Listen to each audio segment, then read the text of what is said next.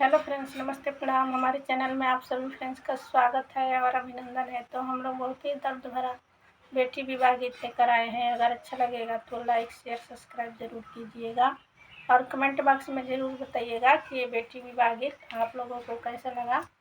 तो चलिए सुनाते हैं। जब बेटी रहलू हो बाबा के बगलिया हो, तब बेटी रहलू हमार। जब बेटी रहलू हो बाबा के बगलिया हो, तब बेटी रहलू हमार।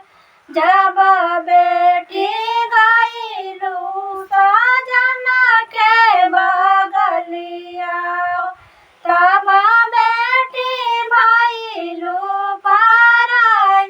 जब बेटी भइलू सजना के बगलिया हो, तब बेटी भइलू पराई। जब बेटी रहलू हो पापा के बगलिया हो, तब बेटी रहलू हमार। जब बेटी रहलू हो पापा के बगलिया हो, तब बेटी रहलू हमार।